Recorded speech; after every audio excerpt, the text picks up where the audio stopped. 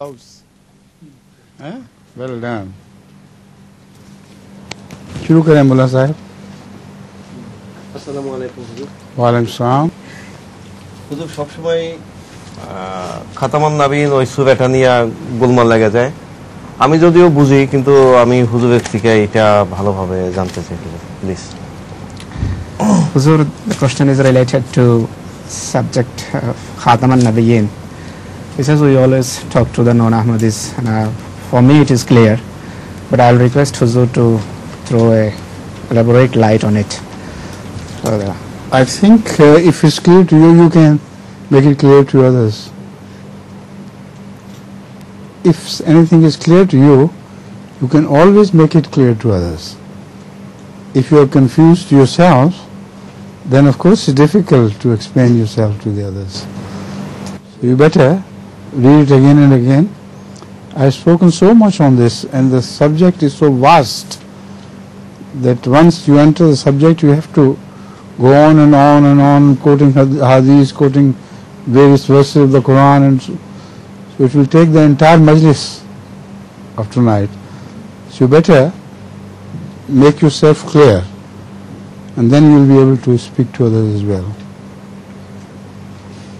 Mullah Sahib, কোরআনে কারীমের আয়াত খাতামান নবীয়িন সম্পর্কে হযরত আকদাস সাইয়্যিদুল্লাহ তাআলা বিন নাসিল আজিজকে জিজ্ঞেস করেছেন যে হুজুর এই বিষয়টা আমার জন্য স্পষ্ট, কিন্তু এটি নিয়ে যেহেতু অনেক বেশি আলাপ আলোচনা হয়, কথাবার্তা হয় নন আহমদি মহলে, তো হুজুর যদি এই বিষয়টার উপরে পুনরায় আলোকপাত করেন। হুজুর বলছেন যে আপনার জন্য যদি এটি স্পষ্ট হয়, পরিষ্কার হয়, তাহলে আপনি সহজে অন্যদেরকে এটা বোঝাতে পারেন, কোনো অসুবিধা থাকার কথা না, স্পষ্টভাবে তাদেরকে বোঝাতে পারেন যে সত্যিকারের মর্ম, অর্থ আর তত্ত্ব কি। কিন্তু আপনার নিজের জন্য যদি স্পষ্ট না হয় তাহলে সেই ক্ষেত্রে গোলমাল হবে, অসুবিধা দেখা দেবে। তাই হুজুর বলছেন যে এই বিষয় সম্পর্কে যদি বিস্তারিত বলতে যাই তাহলে অনেক সময়ের প্রয়োজন, কোরআনে কারীমের আলোকে কথা বলতে হবে, হাদিস দিতে হবে, আর অত্যন্ত ব্যাপক একটি বিষয়। তাই এ ব্যাপারে আমরা ইতিপূর্বে আমি অনেক অধিবেশনে বিস্তারিতভাবে আলোচনা করেছি, তাই এখানে আর সে বিষয়টা উঠানো যাবে না। আমরা যদি এটি আরম্ভ করি তাহলে আমাদের পুরো সময় এই অধিবেশনের জন্য, এই একটা প্রশ্নের জন্য লেগে যাবে।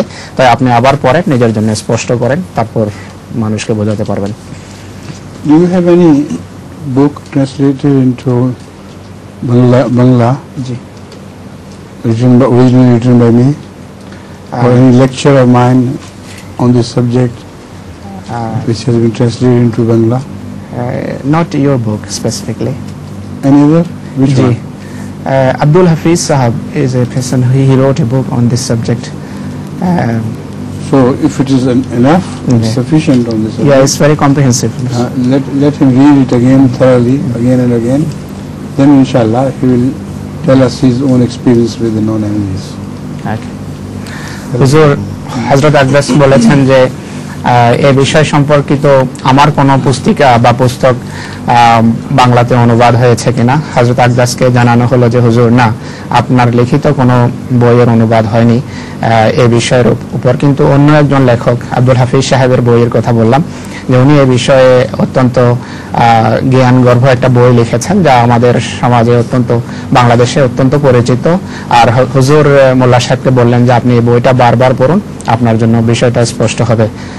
আর আমি আশা করি উনি পড়েছেন এটি। ওয়ালাইকুম আসসালাম রাহমাতুল্লাহ। মালফুজাত ষষ্ঠ খণ্ডে হযরত মসিহ মাউদ আলাইহিসসালাম বলেছেন এই জমাতে 40 জন পরেশগার হইলে কাজ চলবে। হুজুর ইয়ার তাৎপর্য কি বুঝতে পারি না। হযরত মসিহ মাউদ আলাইহিসসালাম mentioned that this quotation is from Malfuzat volume 6. Huzur says, Masih Islam, that if there are 40 persons in our Jamaat of high spiritual and moral values, I mean if they are well ornamented with the spiritual values, then the purpose of my coming is achieved. So alhamdulillah, it is already achieved. 40 have turned into 40 crores all together. Within nearly 40, or if slightly less, there will be 40 crores within our sight, inshallah. হযরত আকদাস বলেছেন যে মসিহ ইসলামের লেখা সত্য প্রমাণিত হয়েছে। আর 40 বলতে হযরত আকদাস বলছেন যে সত্যিকার অর্থে যারা গুণবান এবং উন্নত আদর্শের অধিকারী সেই ধরনের 40 জন লোককে বোঝানো হচ্ছে। হুজুর বলছেন যে মসিহ ইসলামের কথা পুরা হয়েছে, 40 আল্লাহ তাআলার ফজলে জামাতে আহমদিয়া পেয়েছে এমন গুণবান ব্যক্তিত্ব, আর সেই 40 আল্লাহ তাআলার ফজলে 40 কোটিতে সত্যে রূপান্তরিত হতে যাচ্ছে। So if it is 40 should become 40 lakh, now in 1 year inshallah they will see 40 turn into 40 lakhs, 4 crores. হুজুর বলছেন যে 40 কোটি হুজুর আসলে বলতে চাচ্ছেন যে 40 কোটিতে রূপান্তরিত হয়েছে ইতিমধ্যে বিগত পিরিয়ডে, কিন্তু এখন ইনশাআল্লাহ 1 বছরে 40 কোটিতে রূপান্তরিত হবে।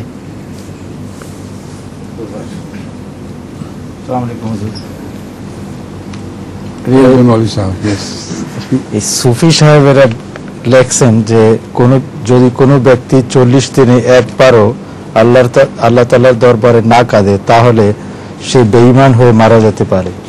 এই সম্বন্ধে হুজুরের বা এই কথার তাৎপর্যটা কি? Hazrat Masih Maud alayhi salatu wasalam quotes in his Malfuzat that Sufis or Sufia, they wrote in their writings that if a person does not cry or does not shed tears in fear of Allah once in 40-day time, then that person can die as a disbeliever. His death might come in the state of disbelief. I think it's just an attempt to make people realize that they should weep sometime in the love of Allah. So it does mean that actually a person who can't weep in the love of Allah becomes a non-believer. Because Messenger of Islam's language is very emphatic, and it speaks of people of very high order. So people who are lowly placed comparatively, they can't imagine to attain those heights.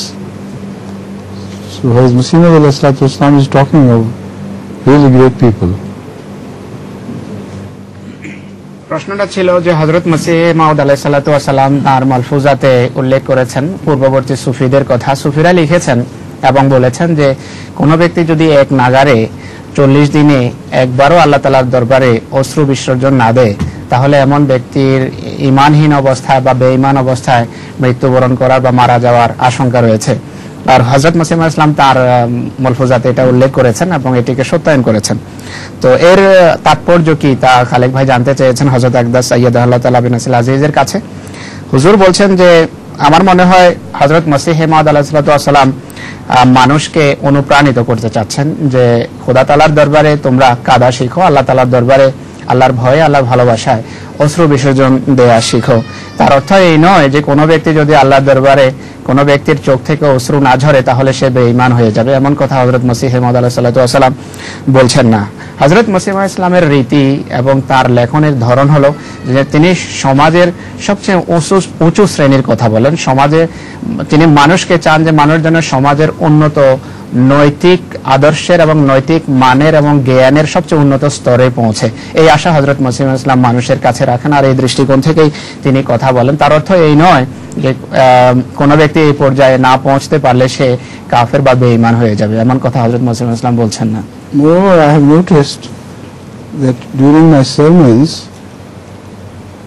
if not every sermon, in 3 or 4 sermons time, people really weep, and I see them shedding tears and wiping their eyes, etc.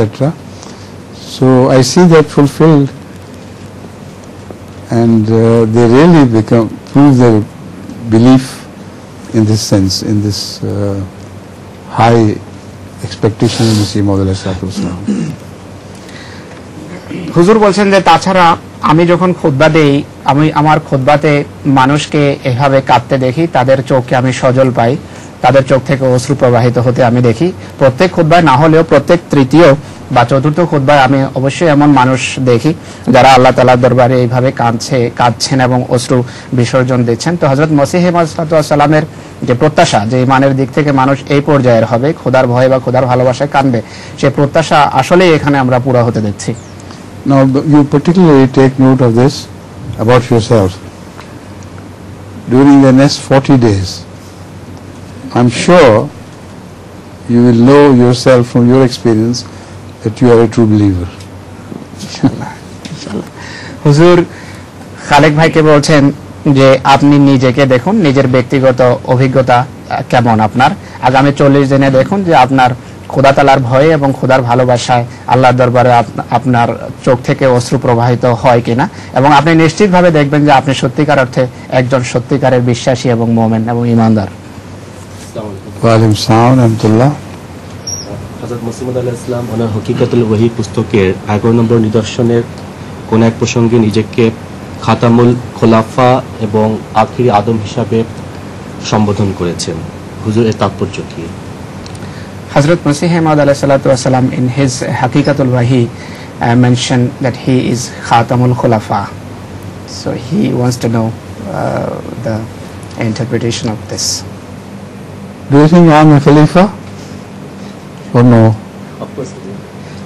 So how could Islam be Khatmul Khulafa in the sense as non-Ahmadi Maulvis take, interpreted? It doesn't mean he's the last of the caliphs. It means he's the best of the caliphs of Muhammad. হুজুর আকদাস জাফর সাহেবের প্রশ্নের পর প্রশ্ন করলেন যে আপনি কি আমাকে খলিফা মনে করেন? তিনি বললেন যে হুজুর অবশ্যই আপনি হযরত মসিহ মাউদ আলাইহিস সালাতু ওয়াস সালামের খলিফা, এতে কি সন্দেহ থাকতে পারে? তো হুজুর বলছেন যে তার অর্থ হলো, হুজুর বলছেন তার অর্থ এটি করা যাবে না, খাতামুল খোলাফার অর্থ এটি করা যাবে না যে মসিহ ইসলাম শেষ খলিফা, বরং এর অর্থ হলো, মোল্লারা আসলে এই অর্থ করে থাকে, হুজুর মোল্লাদের বরাতে বলছেন, মোল্লারা বলে যে খাতামের অর্থ শেষ, এভাবে মসিহ ইসলামকেও শেষ খলিফা বলা যেতে পারে মোল্লাদের অর্থে। হুজুর বলছেন মসিহ ইসলামের কথার অর্থ হলো তিনি রাসূল করিম সাল্লাল্লাহু আলাইহি ওয়াসাল্লামের সর্বশ্রেষ্ঠ খলিফা। আসসালামু আলাইকুম হুজুর। হুজুর, দোয়া এক ধরনের মৃত্যু, তারপরে একটা নতুন জীবনের সূচনা হয়। হুজুর এই সম্বন্ধে একটু ব্যাখ্যা করেন। Hazrat Masih Maud alayhi salatu wasalam says that dua is a sort of death. After that, a new life commences or begins. He requests Huzur to throw light on this.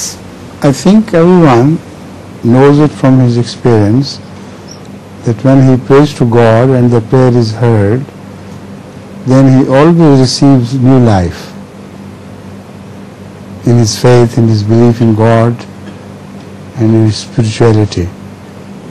So that continues to happen all over the world in the case of Ahmadis who do pray sincerely to Allah, and they do get a sort of new life. The second meaning of this is that to accept, to believe that Allah would listen to you, you have to accept a sort of death yourself. Then Allah will revive you by His signs, and you will have a new life. So both these meanings are true.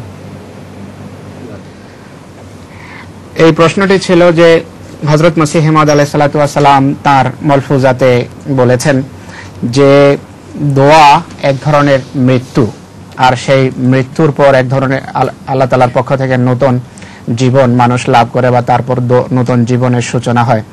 এর তাৎপর্য কি এই প্রশ্ন করেছেন আরিফ ভাই। হযরত আকদাস আইয়াদাহুল্লাহ তাআলা বিনাসিল আজিজ বলেন যে সবাই, অধিকাংশ আহমদের এই অভিজ্ঞতা রয়েছে যে তারা যখন আল্লাহ তাআলার কাছে দোয়া করে, দোয়ার পর খোদা তাআলার পক্ষ থেকে সাড়া আসে এবং তাদের দোয়া কবুল হয়, দোয়া গৃহীত হয়, দোয়া গৃহীত হওয়ার পর একটা নতুন জীবনের সূচনা হয়, একটা নতুন জীবনের সঞ্চার হয় দোয়াকারীর ভিতর, একটা নতুন আবেগ, অনুভূতি এবং নতুন জীবন তার ভিতর দেখা যায়। তো এটি আল্লাহ তাআলার সাথে তার সম্পর্ককেও জোরালো করে এবং তার আধ্যাত্মিক অবস্থাকেও উন্নত করে কবুলিয়তের পর। তো এটি আসলে জীবনের প্রমাণ। আর হুজুর বলছেন যে সারা পৃথিবীতে আহমদীদের এই অভিজ্ঞতা রয়েছে, ব্যক্তিগত অভিজ্ঞতা সারা পৃথিবীর আহমদীরা রাখে এ ব্যাপারে। আর আল্লাহ তাআলা শুনেন এবং কবুল করেন। গ্রহণ করেন, কিন্তু আল্লাহ তাআলার শোনার, গ্রহণের এবং কবুলের জন্য প্রথমে মানুষকে এক ধরনের মৃত্যুবরণ করতে হয়, নিজের যে অবস্থা আছে সেই অবস্থার উপর এক ধরনের মৃত্যু আনয়ন করতে হয়, তারপরে কবুলিয়তের স্তর আসে। Who among them has offered to assist you in his work? Arif ভাই has offered. Arif bhai, the person who just This is why I thought, who would have thought that Jazakumullah Aslamullah. Please. Wa alaikum salam. Whose son? Whose son is he? My son. Your son, that's right. নামাজ পড়লে কি কি উপকার হয়? what are the benefits of prayers we can reap, or what are the benefits of prayers? First of all, the prayer tells you where to look for assistance. Whenever you pray, then you know that it is Allah who can help you and not the human beings. They can only help you if Allah so desires and so permits. So the prayer constantly turns your mind to God. And when it is accepted, I have already spoken of this, then you receive a new spiritual life. Right? হুজুর আকদাস আইয়াদাহুল্লাহ তাআলা বিনাসিল আজিজকে আকাশ প্রশ্ন করেছে যে হুজুর নামাজের বা দোয়ার কি কি উপকারিতা আছে, দোয়া নামাজ পড়লে লাভ কি? হুজুর বলছেন যে মানুষ যখন নামাজ পড়ে তখন মানুষের নামাজ আল্লাহ তাআলা কবুল করেন এবং কবুলিয়তের লক্ষণাবলী প্রকাশ পায়। মানুষ বুঝে যে তাকে কোনো চাহিদার জন্য কোনো প্রয়োজনে কার কাছে যেতে হবে, আর মানুষের হৃদয় তখন দোয়ার দিকে ঝুঁকে এবং আল্লাহ তাআলার দিকে ঝুঁকে আর কবুলিয়তের লক্ষণাবলী প্রকাশ পায়। তো হুজুর বলছেন এই কথা আমি আমার পূর্বের প্রশ্নের উত্তরেই বলেছি। He also translates very well in Bangladesh. G, You know? Zafar. You do. I'm sorry. Zafar did. He did. He did it. One occasion. I was very impressed. Yeah, it was good.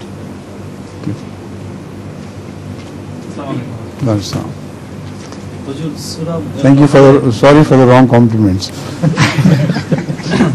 Please. Yes. হুজুর সূরা নহরে আল্লাহ তাআলা মৌমাছিকে উদ্দেশ্য করে বলেছেন তোমার প্রভুর পথে বিনয়ের সাথে বিচরণ করো। হুজুরের অর্থ কি?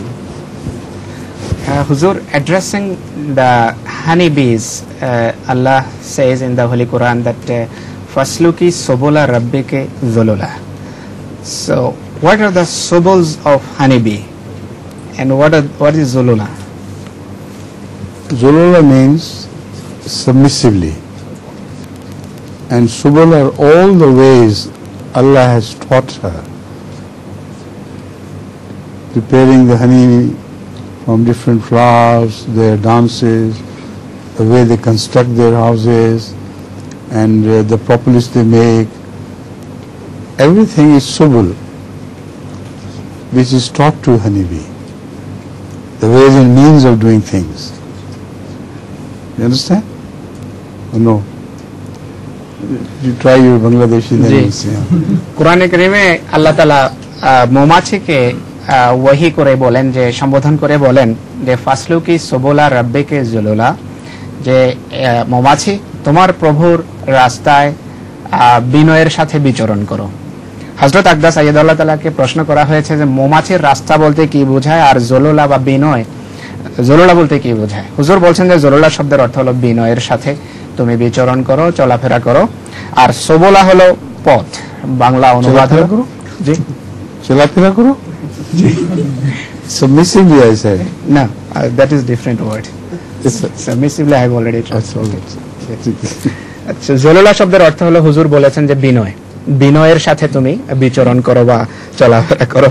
আর সবলা শব্দের অর্থ হলো হুজুর বলেছেন যে মৌমাছিকে আল্লাহ তাআলা মধু প্রস্তুতের জন্য যে সমস্ত প্রক্রিয়ার মধ্য দিয়ে অতিবাহিত হতে বলেছেন সেই সমস্ত প্রক্রিয়া অবলম্বন করা, তারপর মধু প্রস্তুত করা, এই সব কিছুকে বলা হয় সবল, যা আল্লাহ তাআলা শিখিয়েছেন। তার ভিতর আসে যেমন কোন ফুলে মৌমাছি যাবে মধু রস সংগ্রহের জন্য, তারপরে মৌমাছিকে এক ধরনের নাচ করতে হয় তার বাসাতে ঢোকার পূর্বে বা মৌচাকে ঢোকার পূর্বে। মৌমাছি পরস্পরের ভিতর ভাবের আদান প্রদান করে থাকে এক ধরনের নাচের মাধ্যমে। এই যে নাচার মাধ্যম, এটাও আল্লাহ তাআলার পক্ষ থেকে মৌমাছিকে ওয়াহি করা হয়েছে, আর এটিও এক ধরনের রাস্তা। তারপর ঘর বা মৌচাক কোথায় বানাবে এটিও আল্লাহ তাআলা মৌমাছিকে শিখিয়েছেন। তারপর প্রপোলিস একটা বিশেষ ধরনের রসায়ন আছে যেটা এটার মৌচাকের উপরে লাগানো থাকে, সেটার উপরে বাইরে যাওয়ার সময় সেটার উপরে বসে যায়, আবার ভিতরে ঢোকার সময় সেটার উপরে মৌমাছি প্রথম এটার উপরে বসে তারপর ভিতরে ঢোকে এবং সমস্ত আবর্জনা পরিষ্কার করে। এই যে সমস্ত রীতি নীতি মৌমাছি অবলম্বন করে এগুলোকে বলা হয় সবল বা মৌমাছির রাস্তা। I think he is slightly confused about the meaning of Subul Arabica.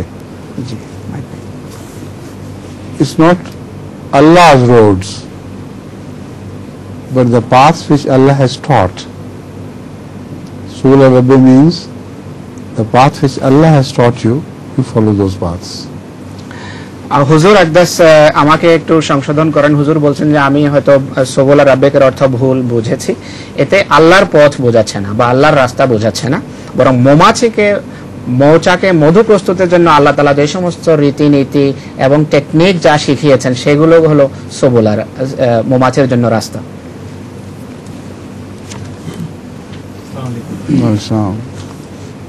পবিত্র কোরআনে আমরা দেখেছি যে পূর্ববর্তী উম্মত শরীয়তের অনুসরণ মানুষকে সিদ্দিকিয়তের পর্যায়ে উন্নীত করতে পারত, কিন্তু আমরা দেখতে পাই যে ওই পূর্ববর্তী উম্মতে অনেক নবী হয়ে এসেছেন। তো এই আয়াতের অর্থ হুজুরের কাছে আমি জিজ্ঞাসা করছি আর কি। হুজুর, in the Holy Quran says that if anybody followed in the previous religion any of the prophets or the biggest of the prophets of those religion, then the maximum spiritual status anybody achieved was status of a siddiqiyat. Nobody reached to the level of nubuwwat by following any previous prophet. Who says that? No. He says this is a verse of the Holy Quran. According which verse? This is verse number 20 of Surah Al-Hadid. I agree with that, but first read the verse, then I'll explain. Okay. Surah Hadid 20.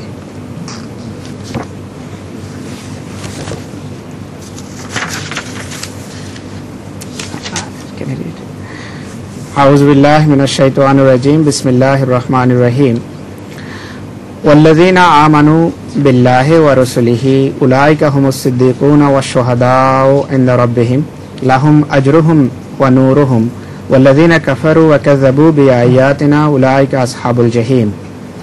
This is the but how can you infer what he has inferred from this verse? He says, I don't know. This is not the right verse for your purpose. It deals with a different subject altogether. The verse you should have mentioned is in Surah An-Nisa. Verse number 70.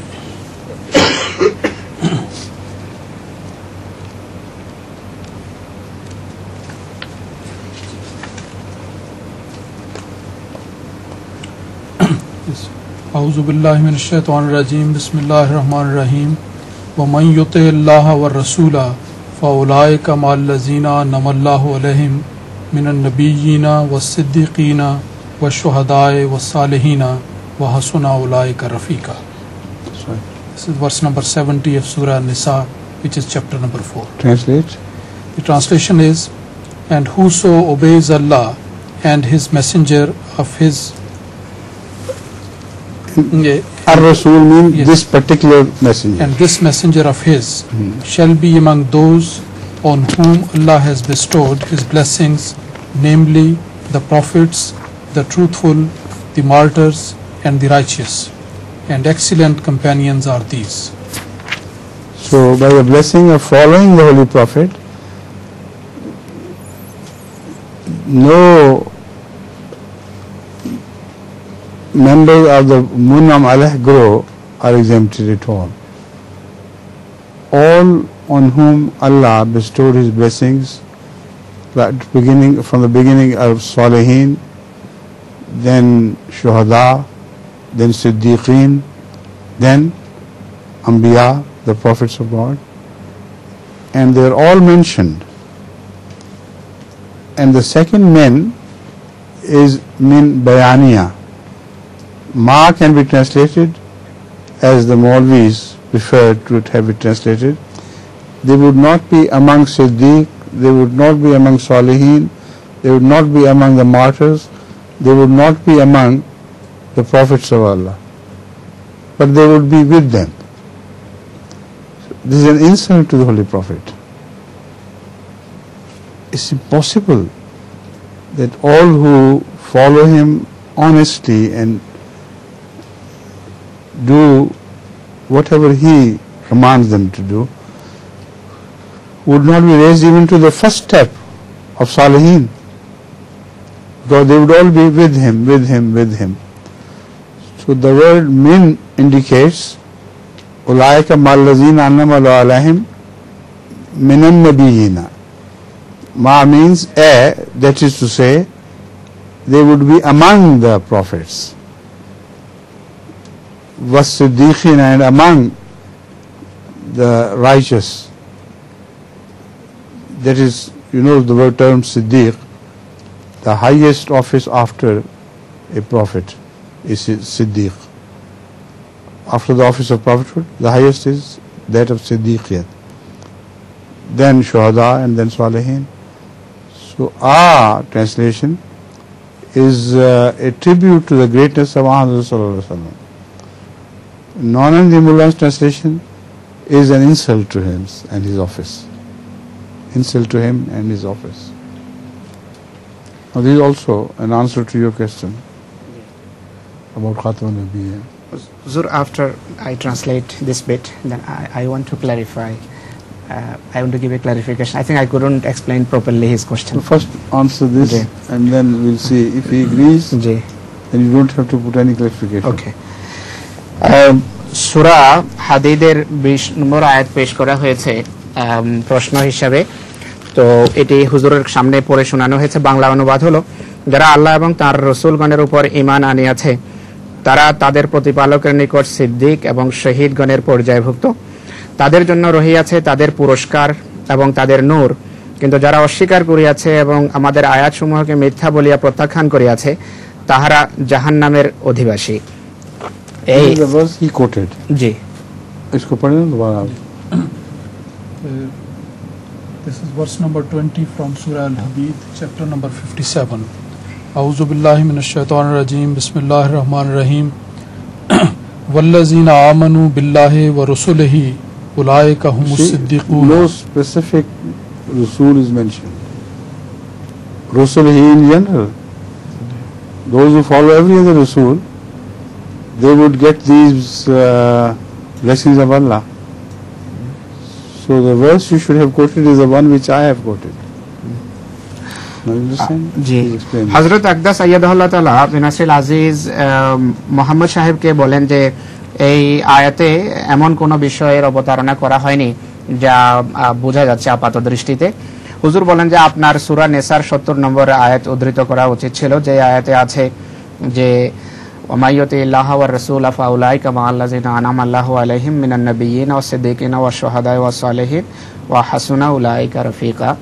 যে এই আয়াতে যে শব্দ আছে মিন, হযরত আকদাস বলছেন যে এখানে হযরত মুহাম্মদ রাসূলুল্লাহ সাল্লাল্লাহু আলাইহি সাল্লামের আনুগত্যের সাথে এই সবগুলা নেয়ামতকে সম্পর্কযুক্ত করা হয়েছে, যে যারা আল্লাহ এবং মুহাম্মদ সাল্লাল্লাহু আলাইহি সাল্লামের সত্যিকারের আনুগত্য করবে তাদেরকে আল্লাহ তাআলা নবীদের অন্তর্ভুক্ত করবেন, সিদ্দিকদের অন্তর্ভুক্ত করবেন, শহীদদের অন্তর্ভুক্ত করবেন এবং সালেদের অন্তর্ভুক্ত করবেন। গায়র আহমদীরা বলে যে না, এখানে মেন শব্দ অর্থ অন্তর্ভুক্ত অর্থে নয়, এখানে মেনের অর্থ হলো মা, যে তারা নবীদের সাথে থাকবে, সিদ্দিকদের সাথে থাকবে বা সালেদের সাথে থাকবে, কিন্তু তারা নিজেরা নবী, সিদ্দিক, শহীদ বা সালে হবে না। হুজুর বলছেন যে এটি সম্পূর্ণভাবে ভুল কথা। এখানে মেন শব্দটা বায়ানিয়া, মেনের অর্থ হলো, হুজুর বলছেন এর অর্থ হলো যে তারা মাইয়ুতি ইল্লাহ ওয়ার রাসূলা ফাউলাইকা মাআল্লাযিনা আনামাল্লাহু আলাইহিম মিনান নাবিয়িন, অর্থাৎ তারা নবীদের অন্তর্ভুক্ত হবে, সিদ্দিকদের অন্তর্ভুক্ত হবে, শহীদদের অন্তর্ভুক্ত হবে এবং সালেদের অন্তর্ভুক্ত হবেন। এখানে মেন সঙ্গের অর্থে বোঝায় নাই। হুজুর বলছেন যে মোল্লারা অর্থ করে English also you say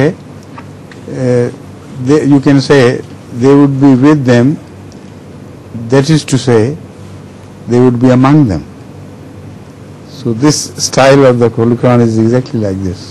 হুজুর বলছেন যে ইংরেজিতেও কাউকে যদি কারো অন্তর্ভুক্ত করতে চান সেখানে উইথ শব্দ ব্যবহার করা হয় না, এমাং শব্দ ব্যবহার করা হয়। আর এটাকে কোরআন কারীমের এই আয়াত সমর্থন করে যে হযরত মুহাম্মদ রাসূলুল্লাহ সাল্লাল্লাহু আলাইহি ওয়াসাল্লাম আল্লাহ তাআলার সত্যিকারের আনুগত্যের ফলে এই পদমর্যাদাগুলো লাভ হয় এবং মানুষ এই শ্রেণীর অন্তর্ভুক্ত হয়, সাথে শুধু সাথে থাকে না, তাদের অংশ হয়ে যায়। তো হুজুর বলছেন যে মোল্লাদের বা মৌলবীদের এই অর্থ যদি আপনারা করেন মেন শব্দের, তাহলে এটি হযরত মুহাম্মদ রাসূলুল্লাহ সাল্লাল্লাহু আলাইহি সাল্লামের বিরাট অবমাননা। তার অর্থ হলো মুহাম্মদ সাল্লাল্লাহু আলাইহি সাল্লামের আনুগত্যে এবং দাসত্বে আর কিছু লাভ হবে না। তো এটি তাদের অর্থ রাসূল কারীম ইসলামের জন্য অবমাননাকর, আর আমাদের অর্থ হযরত মুহাম্মদ সাল্লাল্লাহু আলাইহি সাল্লামের সত্যিকারের পদমর্যাদাকে তুলে ধরে। আর এটি হুজুর বলছেন মোল্লা সাহেবের প্রশ্নের উত্তর এসে গেছে এর মাধ্যমে। This is correct? Right, thank you. ওয়ালাইকুম আসসালাম। গত অধিবেশনে আমি যে প্রশ্ন করেছিলাম সেটা পুনরাবৃত্তি করছি। হযরত শাহজাদ আব্দুল লতিফ রাদিয়াল্লাহু তাআলা যখন প্রস্তর নিক্ষেপে হত্যা করার সিদ্ধান্ত শোনানো হলো, তখন তিনি জনসমাগমে বলেছিলেন,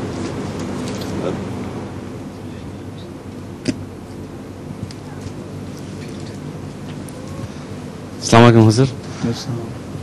গত অধিবেশনে আমি যে প্রশ্নটি করেছিলাম সেটাই পুনরাবৃত্তি করছি।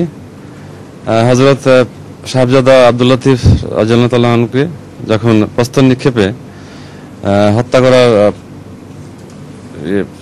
সিদ্ধান্ত শোনানো হলো, তখন তিনি জনসমাগমে বলেছিলেন, আমি 40 দিনের বেশি মৃত থাকবো না। এবং এই কথা বলার তাৎপর্য কি? This question we put in our last session, Huzur. So Huzur instructed to bring the original reference. And so if Imam Sahib read it out. This is a reference from book Haqiqatul Wahi from page 211 under the sign number 17, which Hazrat Masih Maud Islam has mentioned. He says about Hazrat Sayyid Abdul Latif Sahib Shaheed Raziyallahu Ta'ala Anhu, जब हुक्म सुनाया गया कि आप संसार किए जाओगे तो कहा मैं 40 दिन से ज्यादा मुर्दा नहीं रहूंगा। The explanation is also there.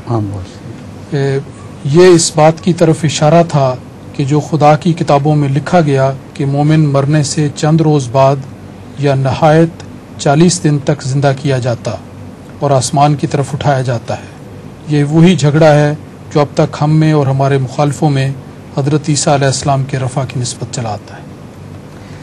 No, Hazrat Masih Islam has explained himself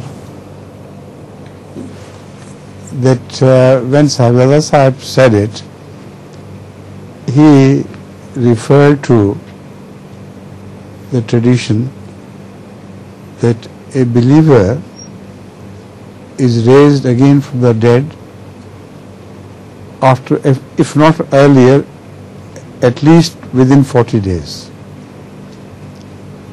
Now this was humility of Hazrat Sahibzada Sahib. I'm sure he was raised much sooner, but out of his humility he thought, I could be a believer at least as having been raised after 40 days or within 40 days. So one shouldn't take that saying of Hazrat Sahibzada Sahib literally in the sense of 40 days. It's just an indication of his humility, I think. হযরত আকদাস সাইয়্যিদাহুল্লাহ তাআলা বিন নাসিল আজিজের সামনে এই প্রশ্নটা গত অধিবেশনে পেশ করা হয়েছে যে তাকে যখন প্রস্তরাঘাতে হত্যা করার সিদ্ধান্ত দেয়া হলো, তখন তিনি সেই মানুষকে যারা তার চতুর্পাশে ছিল বা যারা ফতোয়া দিয়েছে তাদেরকে তিনি সম্বোধন করে বলেছিলেন যে আমি 40 দিনের বেশি মৃত অবস্থায় থাকবো না। তো হযরত মসিহ মাউদ আলাইহিস সালাতু ওয়াস সালামের মূল উদ্ধৃতিটি এখানে আনতে বলেছেন হযরত আকদাস, তো সেটি আজকে আনা হয়েছে। আর হযরত মসিহ ইসলাম নিজে লিখেছেন যে যখন তাকে প্রস্তরাঘাতে হত্যা করার সিদ্ধান্ত হলো, তো তিনি বলেছেন যে আমি 40 দিনের বেশি মৃত অবস্থায় থাকবো না। মসিহ ইসলাম বলেন যে এটি এই কথার দিকে ইঙ্গিত যা খোদা তাআলার পুস্তকে, অন্যান্য পুস্তকে, ঐশী পুস্তকে ইতিপূর্বে লেখা ছিল যে মোমেন মৃত্যুর পর সর্বোচ্চ 40 দিন পর্যন্ত মৃত অবস্থায় থাকে, কাউকে তারও পূর্বে বা কাউকে সর্বোচ্চ 40 দিনের মাথায় জীবিত করা হয়। হযরত আকদাস আইয়াদাহুল্লাহ তাআলা বিন নাসিল আজিজ বলেন যে এই উক্তিটি হযরত সাহেবজাদা আব্দুল লতিফ রাদিয়াল্লাহু আনহুর ছিল, আর এটি সর্বোচ্চ শেষ সীমার দিকে তিনি ইশারা করেছেন যে ম্যাক্সিমাম বা সর্বোচ্চ আমি 40 দিনের মৃত অবস্থায় থাকতে পারি, তার বেশি নয়। হুজুর বলছেন এটি তার চরম বিনয়ের দিকে ইশারা। আমার দৃঢ় বিশ্বাস আছে যে তাকে অবশ্যই তার অনেক পূর্বে আল্লাহ তাআলা জীবন দান করেছেন, আধ্যাত্মিক জীবন দান করেছেন। হুজুর বলছেন এটিকে তাই অতি বেশি আক্ষরিক অর্থে নেবেন না, বরং তার নিজের বিনয়, তিনি যে বিনয়ের চরম পরাকাষ্ঠা ছিলেন সেটি প্রকাশ করেছেন এর মাধ্যমে শেষ সীমাটার কথা উল্লেখ করে। Now, who is the nightingale of Bengal? Sarojini Naidu? Isn't she? Sarojini Naidu is spoken of as the nightingale of Bengal. You never heard? I never heard that name. Yes? Yes, you're right. Yes. And who is the male nightingale of Bengal? Is anyone known to be the male nightingale of Bengal? Who?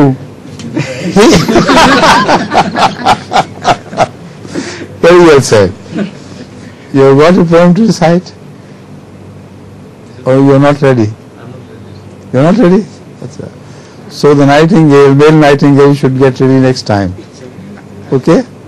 I have got the translation of that poem, what he recited last time. Why not? As you have instructed, for him it can be translated. Yes, do it.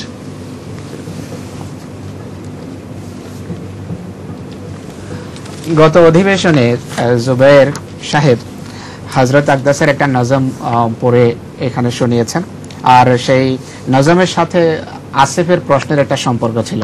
তো হুজুর বলেছেন যে আমার সেই নজমের যখন অনুবাদ হবে তখন তুমি বুঝবে যে কিভাবে হযরত মুহাম্মদ সাল্লাল্লাহু আলাইহি ওয়াসাল্লামের জন্য ভালোবাসাকে বাড়ানো যায়।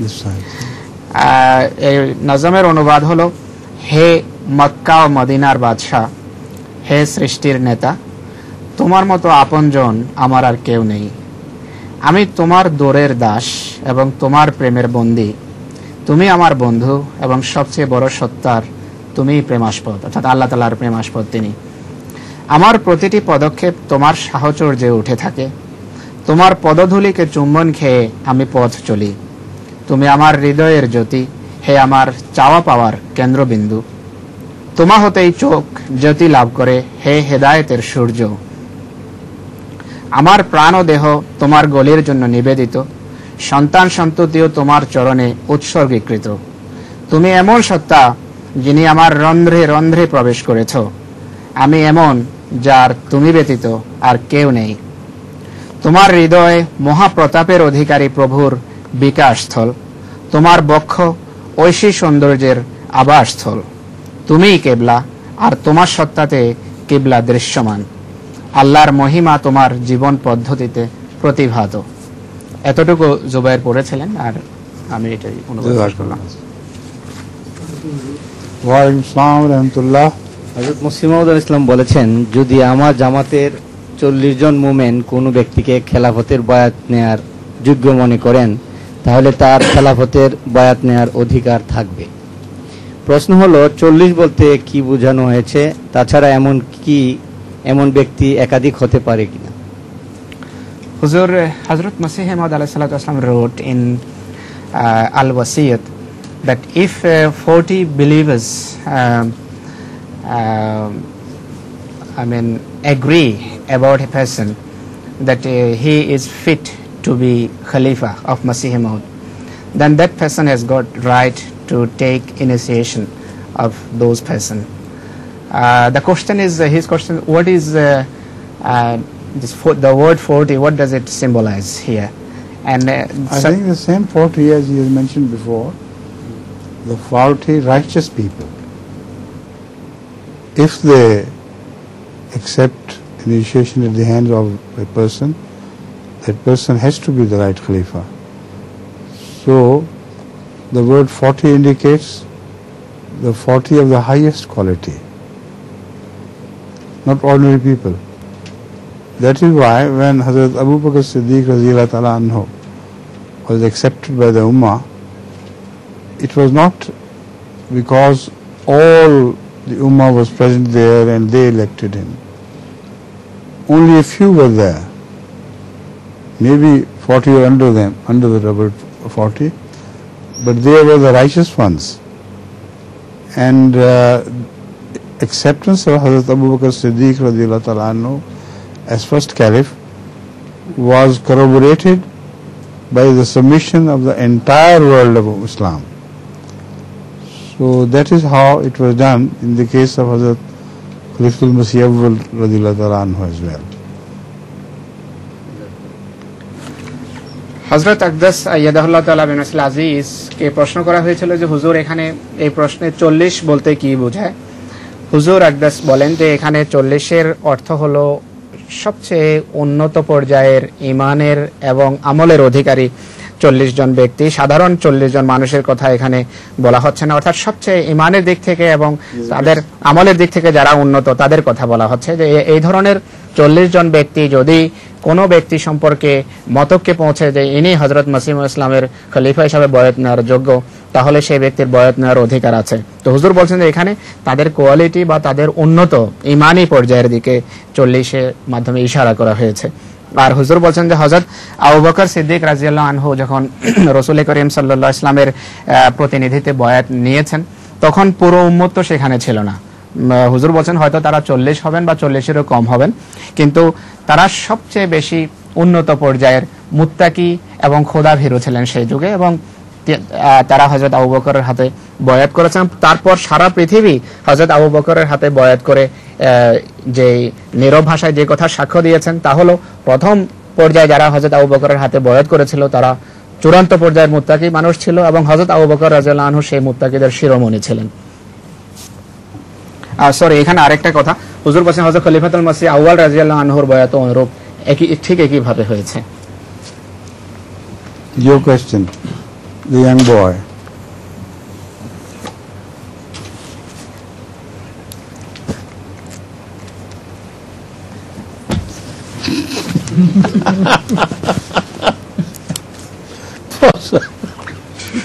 He's too shy. He first threw away the microphone, then the question. There you go.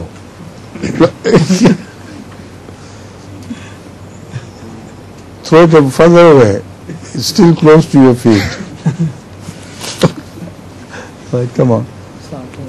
There is only one interruption in the middle, otherwise the whole family is yours up to it. And one hair exception, of course.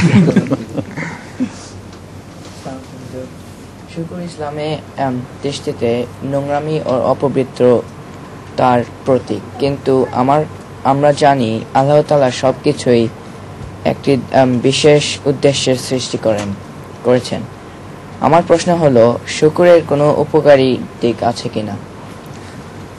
হুজুর, pig or swine is a symbol of filth in Islam. This is we know, but the question is Allah has created everything purposefully, so he wants to know has the swine has got any beneficial side for mankind? This is the benefit of swine, that you do not eat it for the sake of Allah. It's a test case for every believer.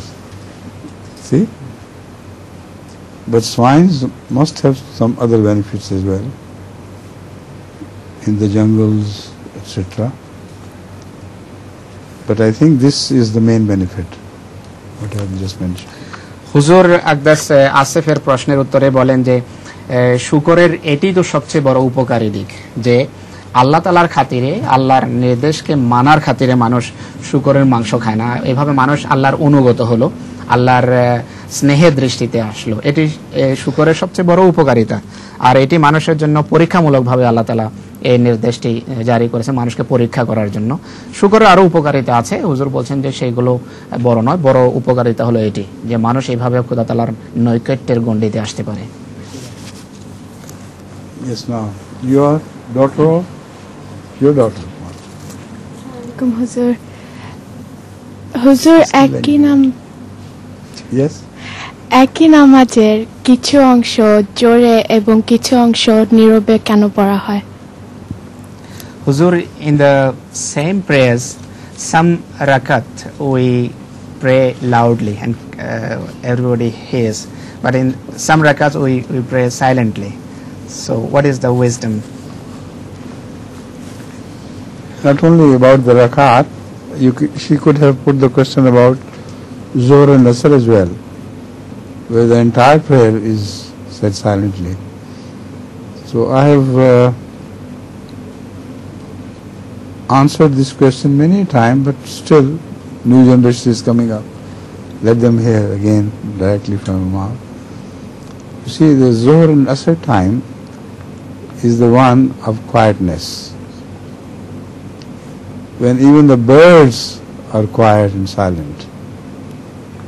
You see, when we used to go for bird shooting, and in the morning they indicated their presence by making noises, etc. We knew it's in that tree it has to be a bird.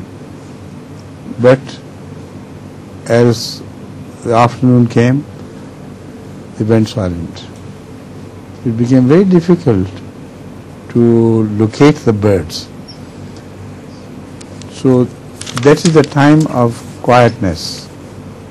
But in the morning everybody sings, birds chirp, and even those who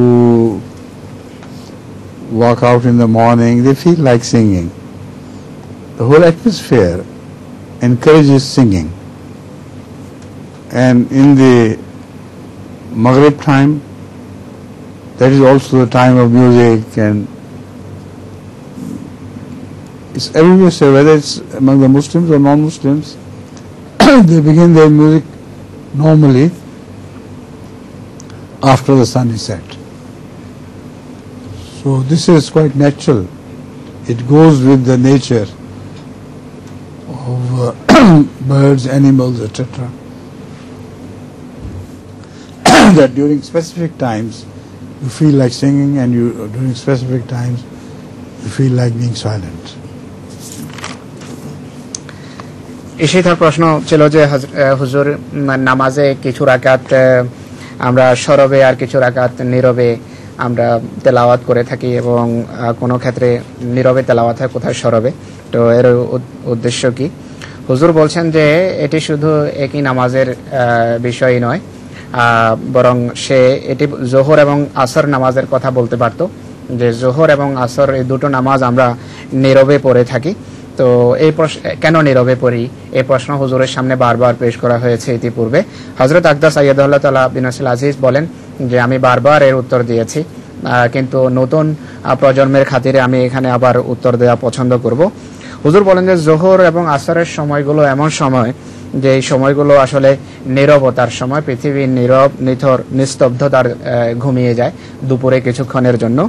আর সে কারণে পাখির জগতে একই অবস্থা দেখা যায় যে তাদের ভিতর সকালের দিকে যেমন তারা সরব থাকে, পাখির আওয়াজ শোনা যায় সর্বত্র, দুপুরে সেই আওয়াজ আপনি দেখেন না বা দেখা যায় না সচরাচর।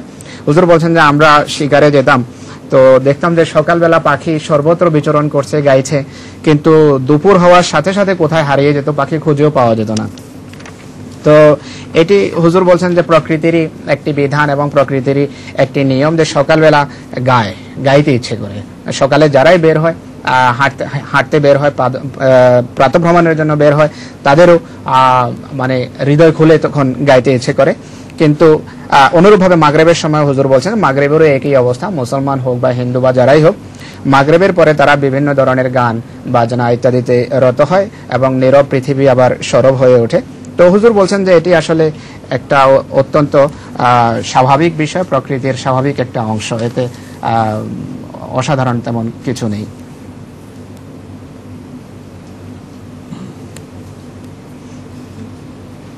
আসসালামু আলাইকুম হুজুর, আমার প্রশ্ন হলো হুজুর সাল্লাল্লাহু আলাইহি সাল্লাম কাউকে খলিফা নিযুক্ত করে যাননি কেন? হুজুর, why Hazrat Rasul Karim sallallahu alaihi wasallam did not appoint anybody as his successor? Because he knew 100% that God had already promised him the true Khilafat in a verse of the Holy Quran. So he didn't have to appoint anybody after him. হুজুর বলছেন যে এই প্রশ্ন ছিল হযরত মুহাম্মদ সাল্লাল্লাহু আলাইহি সাল্লাম কাউকে খলিফা নিযুক্ত করে যাননি কেন। হযরত আকদাস বলেন যে হযরত রাসূল করিম সাল্লাল্লাহু আলাইহি সাল্লাম 100% বিশ্বাসের ভিত্তিতে, নিশ্চিত বিশ্বাসের ভিত্তিতে জানতেন যে আল্লাহ তাআলাই খলিফা নিযুক্ত করবেন এবং আল্লাহ তাআলা তাকে প্রতিশ্রুতি দিয়েছেন কোরআনে কারীমের আয়াত ইস্তিখলাফে, কোরআনে যেখানে খেলাফতের কথা বলা আছে। সেই কারণেই হযরত মুহাম্মদ সাল্লাল্লাহু আলাইহি সাল্লাম বিষয়টি নিজের হাতে নেননি, আল্লাহর হাতে ছেড়ে দিয়েছেন আল্লাহর প্রতিশ্রুতি অনুসারে। যে ব্যক্তি কোনো আলেম, রসুল, নবী, খলিফা হবার থাকে, আল্লাহ তাআলা এমন ব্যক্তির হৃদয়ে প্রথমে হাত সঞ্চালন করেন। হুজুর এ ব্যাপারে কিছু আলোকপাত করবেন কি?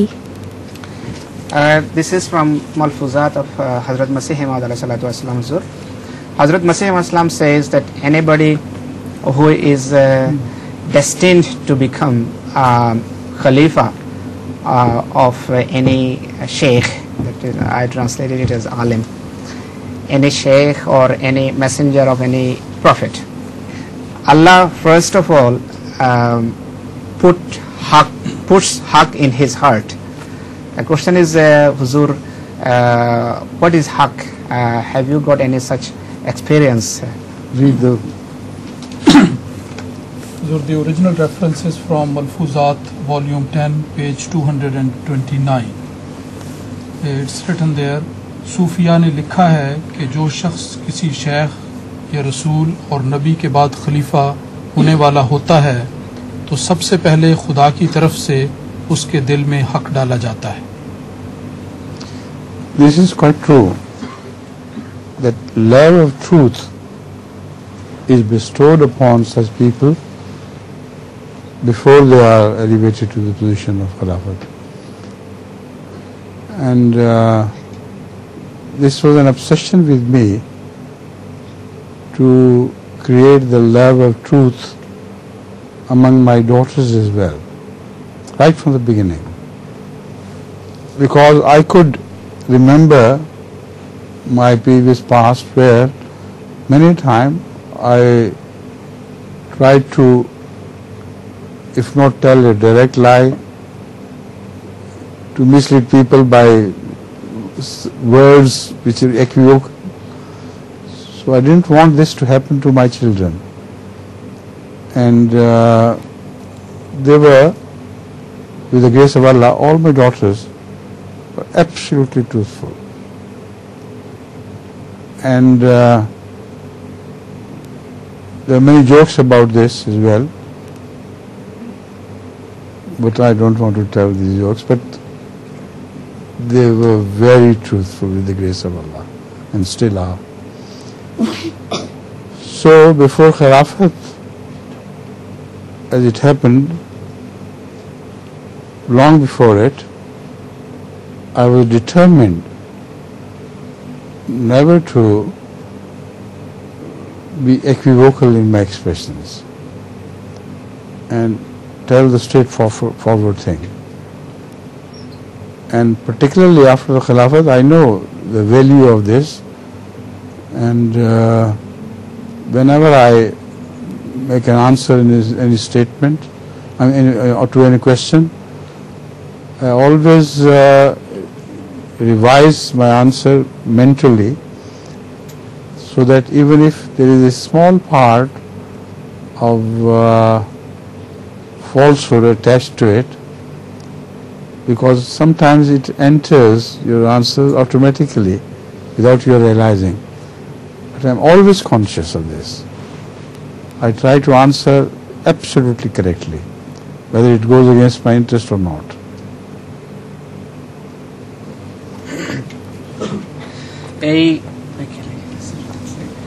এই প্রশ্নটা হযরত মসিহ মাউদ আলাইহিস সালাতু ওয়াস সালামের মালফুজাতের দুটো বাক্যের ভিত্তিতে করা হয়েছে আর খলিফা সম্পর্কিত। হযরত মসিহ ইসলাম পূর্বে সুফিদেরকে উদ্ধৃত করেছেন।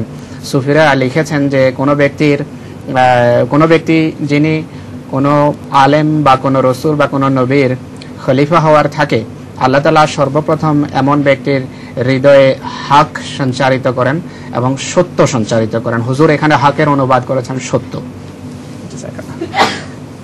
হুজুর বলেন যে এই কথা একেবারেই সত্য, 100% সত্য কথা। আর আল্লাহ তাআলা সত্যি যাদের খলিফা হওয়ার থাকে তাদের হৃদয়ে পূর্বেই সত্যের জন্য অগাধ এবং গভীর ভালোবাসা সৃষ্টি করে থাকেন। হুজুর বলেন যে সত্যের প্রতি অনুরাগ, সত্যের প্রতি ভালোবাসা এটি আমার ভিতরে উন্মাদনার পর্যায়ে গিয়ে পৌঁছেছিল এবং আল্লাহ তাআলার ফজলে উন্মাদনার পর্যায়ে রয়েছে। আর আমি সব সময় আল্লাহ তাআলার ফজলে আমার মেয়েদের ভিতর এটিকে সঞ্চালিত করার এবং সঞ্চারিত করার ব্যাপারে পুরোপুরি যত্নবান ছিলাম এবং সব সময় চেষ্টা করেছি। আর সব সময় তাদের নিজেও সত্য বলেছি, কথায়, কাজে, ইশারায়, ইঙ্গিতে, সকলভাবে। কোনো সময় কোনো প্রকারের মিথ্যার মিশ্রণ বা মেলনি আমার কথায়ও প্রকাশ পায়নি এবং কাজেও প্রকাশ পায়নি। এবং আমার নিজের মেয়েদের ভিতর আল্লাহ তাআলার ফজলে এটি আমি সবসময় সঞ্চালিত করার ব্যাপারে 100% যত্নবান ছিলাম। হুজুর বলেন যে এই বিষয়ে অনেক গল্পও আছে যা এখানে আমি বলতে পারবো না, কিন্তু আল্লাহ তাআলার ফজলে আমার প্রত্যেকটি মেয়ে একান্ত সত্যবাদিনী এবং সত্যের উপর আল্লাহ তাআলার ফজলে প্রতিষ্ঠিত।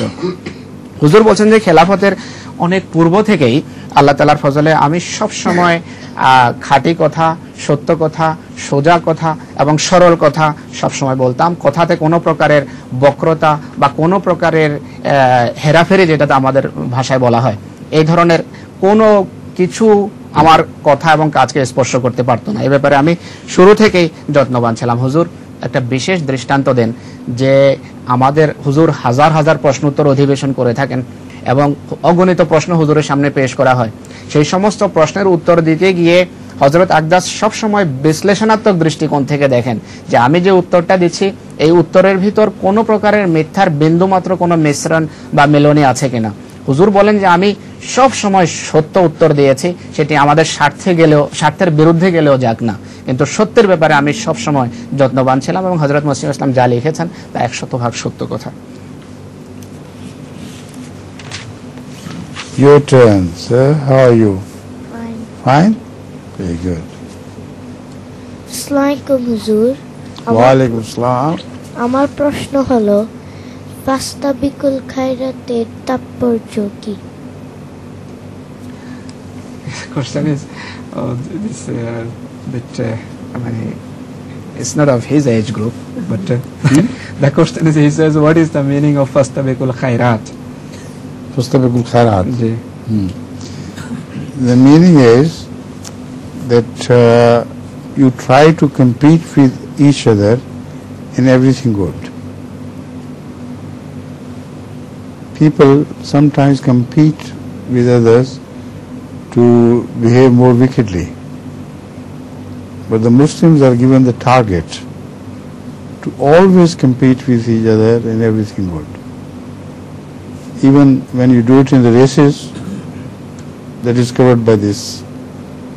When you try to outpace someone, your friend or classmate, you are following this instruction of the Rasulullah or the instruction of the Holy Quran.